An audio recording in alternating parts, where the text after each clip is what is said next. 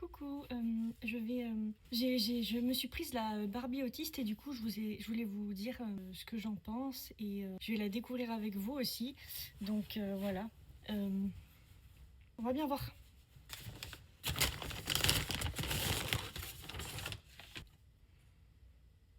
Putain, ça fait trop bizarre.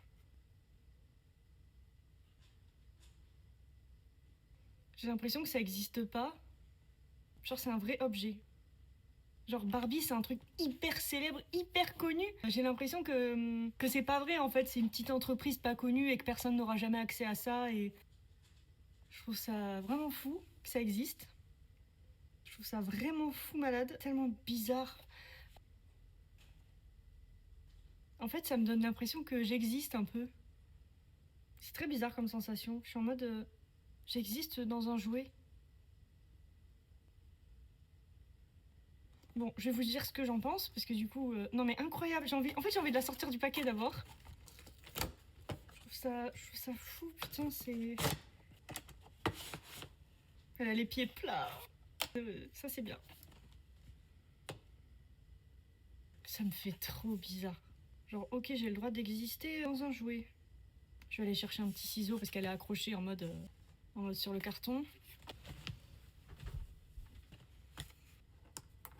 Non mais je réalise pas du tout. Comment c'est possible qu'un objet comme ça existe? On est jamais... Enfin, surtout que... Elle est pas dans le cliché, je trouve. Il y a beaucoup de gens qui ont dit ça, mais moi je trouve pas. Justement, on n'y est pas du tout. Et ça fait du bien. Qu'est-ce que c'est ça? Ah, c'est des petits trucs comme ça. Ok. Je la voulais absolument quoi. Mais non, mais je trouve ça fou quoi. Une Barbie autiste. Non mais ça va pas la tête. Ça va pas la tête d'avoir fait ça. Ça va pas hein. Qu'est-ce que c'est ce bordel? Comment ça peut exister un objet pareil? Vous étiez le genre à craquer la tête de vos poupées, à leur couper les cheveux, ou au contraire être hyper minutieux, à en prendre grand soin, et limite vous les avez encore chez vous en mode trésor. Mais ça par contre c'est chiant, elle a des trucs dans la tête. Elle a des machins là. Mais en fait j'ai l'impression que c'est pas Barbie, que c'est une connerie. Non, c'est pas Barbie, c'est une autre marque qui a fait ça, une marque pas connue, une marque dont tout le monde se fout. Les petits pieds plats, les petits pieds plats. Bon, c'est un objet marketing, c'est un objet... On peut le critiquer, mais quand même. J'espère que je suis pas en train de tout détruire. Mais pourquoi? Voilà ça. Moi je coupe tout, hein. J'aime pas les petits bouts de plastique comme ça. Hein. Non, on enlève tout ça. Ah, pourquoi? Tu sais, je lui craque la tête.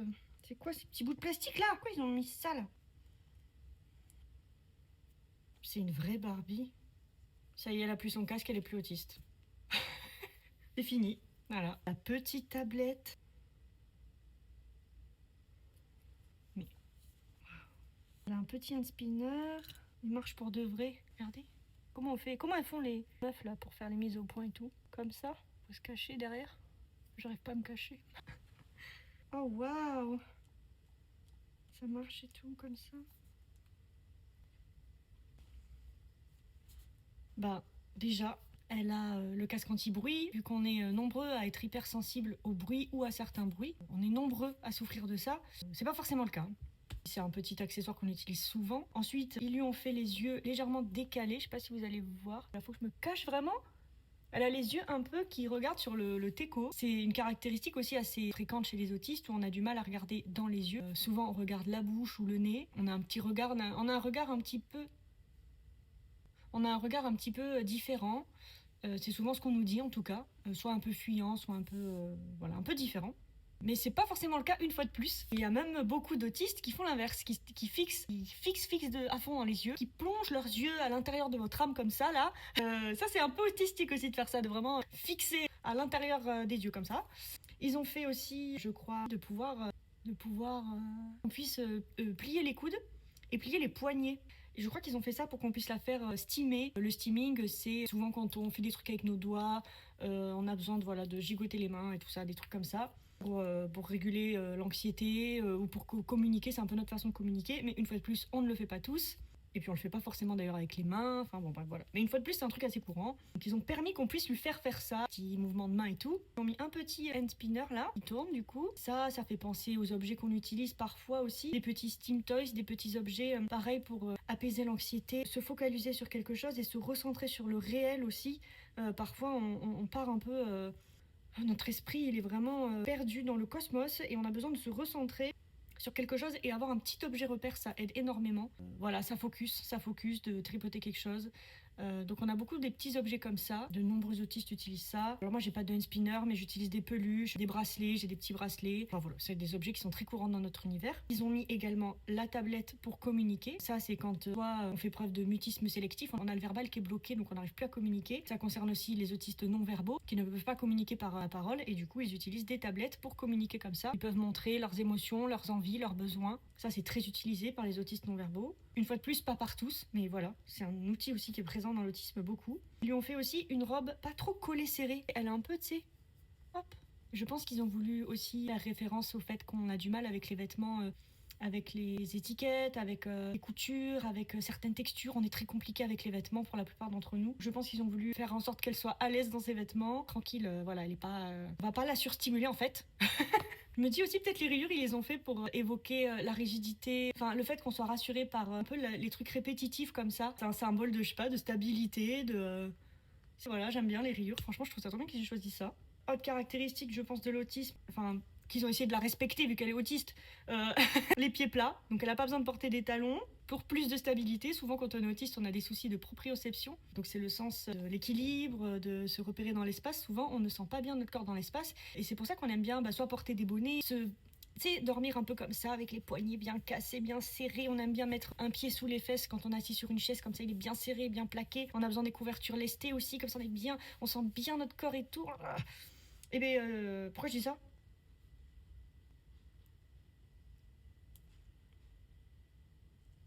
Oui, souvent, on peut perdre un peu l'équilibre. On peut se sentir un peu flottant dans l'espace. On a du mal à sentir notre corps. Donc, tu nous mets sur des talons, c'est encore pire. Donc, trop bien qu'il nous ait pas mis des talons, en fait. Qu'il nous ait mis les pieds plats. Comme ça, on est stable. Parfait. Je crois que c'est tout concernant l'autisme. Ils ont fait les cheveux détachés aussi. Pareil, les cheveux attachés avec une queue de cheval bien serrée. Parfois, ça peut être des soucis de sensation. On est mal à l'aise avec ça. Avoir des petits trucs dans les cheveux, ça peut arriver. Il y a plein d'autistes qui ont du mal avec ça. Mais une fois de plus, quand je dis des critères, c'est pas tout le monde, c'est pas tous les autistes, c'est un spectre. Donc en fait, c'est impossible de représenter tous les autistes dans une poupée. Ça n'est pas possible. Mais je trouve qu'ils sont allés dans des éléments plutôt cool, qui vont parler à un max d'autistes, je pense. On peut se retrouver chacun dans un élément ou dans quelque chose. Elle a été critiquée en mode c'est stéréotypé et tout, mais moi je trouve que pas du tout, parce qu'en fait, les stéréotypes qu'on voit et dont on a marre beaucoup, c'est vraiment le petit garçon qui est génie des maths, qui parle avec un ton monotone, qui est fan de dinosaures, de trains, si il y avait une calculatrice dans une main, un dinosaure dans l'autre, si ça avait été un Ken, enfin je sais pas comment dire ça, ou s'il l'avait fait genre en train de pas sourire par exemple, parce que soi-disant on n'a pas d'humour. Enfin tu vois, ils auraient pu vraiment aller dans les clichés justement très déplaisants, et ils l'ont pas fait. Elle est pas parfaite, je trouve ça normal qu'elle plaise pas à tout le monde, c'est normal. Mais je pense qu'il faut pas demander à ce qu'elle nous représente tous, enfin, que chaque autiste se dise il faut qu'elle me ressemble à moi personnellement, sinon ça va pas. Moi je pense pas que ce soit bien de penser comme ça, parce qu'on est tellement sous-représenté, tout le monde s'en fout en fait de l'autisme, c'est un handicap invisible, et je trouve ça trop bien en fait qu'ils aient fait ça. Enfin moi je trouve ça génial, je me dis, il y a une petite fille là par exemple, ou un petit garçon, il va jouer avec, il va se dire ok l'autisme c'est ça en fait, ok visiblement les sons ça a l'air compliqué, des fois ils arrivent pas à parler, il faut qu'ils aient une tablette, ils sont un peu, ils ont besoin de ça là, ça c'est vrai. En plus ça, il y a pas que nous qui utilisons tout ça de toute façon, enfin il y a plein de gens qui aiment bien les spinners, donc ils vont se dire ok ils ont besoin d'un petit objet comme ça, d'accord. Elle a des pieds plats, elle faut pas des vêtements serrés, enfin je sais pas, ils peuvent un peu raisonner et nous inclure dans leur esprit, ils savent pas ce que c'est l'autisme, donc enlever aussi le cliché de la plupart des gens qui pensent qu'un autiste c'est soit une personne qui hurle et se tape la tête contre un mur, ou soit un génie des maths associable et qui a résolu un théorème de maths et qui vit en forêt et qui parle à personne. Non, ça peut aussi être ça. Voilà. Enfin, c'est une représentation de plus. Moi je trouve ça trop bien. Je trouve ça génial, franchement, je suis trop contente. Moi, je me reconnais en elle, ça me touche particulièrement, parce que moi, j'ai ces trucs-là. Bon, moi, j'ai ces trucs-là, non, j'ai ni de tablette, ni d'un spinner, ni une robe comme ça. Mais je veux dire, le casque anti-bruit, déjà, c'est un gros accessoire. Puis le fait qu'elle existe, en fait. Il y a une Barbie autiste. Il faut pas s'imaginer qu'elle représente l'autisme. C'est pas ça qu'ils ont voulu faire, je pense pas. C'est une autiste parmi tant d'autres. Donc voilà, une autiste, elle peut ressembler à ça. Et ça fait exister un être humain autiste parmi Barbie. Je trouve ça trop génial. Ils l'ont fait avec d'autres handicaps, avec des maladies, des troubles et tout, je crois. Ils ont fait le diabète, je crois qu'ils ont même fait une Barbie en fauteuil roulant, avec le vitiligo aussi, je crois. En plus, ils l'ont pas fait blanche. Ça, c'est très rare aussi, les représentations d'autistes non blancs. C'est trop bien, quoi. Enfin, moi, je trouve ça trop bien. Hein. Je comprends pas qu'elle soit critiquée comme ça. Enfin, si, je comprends, mais en fait, je pense aussi que c'est parce qu'on est tellement invisibilisé, on fait tellement de masking, on a grandi, pour la plupart d'entre nous qui n'ont pas eu de diagnostic dans l'enfance et tout, on a grandi en masquant toute notre vie, apprenant à essayer d'être neurotypique, à s'auto-invisibiliser constamment. Et donc, si jamais, toi, tu regardes la poupée et tu vois que toi, tu ressembles pas trop à ça, tu fais pas ça, ça te représente pas, t'as l'impression d'être encore invisibilisé une fois de plus. Donc, je peux comprendre qu'il y en ait certains qui soient pas contents, mais quand même c'est génial en fait. Là on parle de nous, on nous représente, on nous met dans la société, dans les mains des enfants. Enfin moi je suis trop contente, ça m'a trop émue d'apprendre ça. Ça m'a choquée, enfin franchement. En plus si on lui enlève tous ses accessoires, il lui reste quoi? Ses petits yeux de travers là, mais elle ressemblera plus à une autiste. Et donc on va lui dire t'as pas l'air autiste. Et ça, c'est ce qu'on nous dit très souvent. Comme c'est un handicap invisible, des fois on va pas pouvoir le constater au ton de la voix, au regard, à des manières, à des trucs. Des fois ça ne se voit vraiment pas du tout. Et tout se passe dans le cerveau en interne ou à la maison. Enfin bref, c'est très complexe et dans certaines situations que ça peut peut-être se voir, j'en sais rien. Il faut être connaisseur. Et du coup, le fait qu'on, comme par hasard, sans ses accessoires, elle a plus l'air autiste, c'est... Je trouve que c'est pertinent. Enfin oui, c'est ça en fait. C'est ce qu'on nous dit tout le temps justement. On nous le dit tout le temps qu'on n'a pas l'air autiste. Donc voilà. Après, voilà, représenter un handicap invisible, c'était délicat, c'est complexe. Mais franchement, moi, je suis très heureuse qu'elle existe. Je suis trop contente. Je trouve ça merveilleux. J'ai l'impression que je rêve. Moi, je trouve ça trop bien. Voilà, dites-moi ce que vous en pensez. Si on n'est pas d'accord, c'est pas grave. Je voulais juste vous donner mon avis parce que un peu tous les autistes essaient de donner leur avis. Quand c'est les non-autistes qui donnent leurs avis, c'est très agaçant. Donc, il faut faire parler les autistes un peu, qu'est-ce qu'ils pensent vraiment. Donc, moi, je suis diagnostiquée autiste. Donc, je trouve ça important de faire entendre ma voix sur ce type d'objet. Voilà. Moi, je suis contente que cet objet existe. Et je serais très heureuse que, par exemple, une petite nièce à moi, dans les mains et joue avec, se dise « Oh, d'accord, c'est comme ça qu'elle est, Laura. Enfin, je sais pas.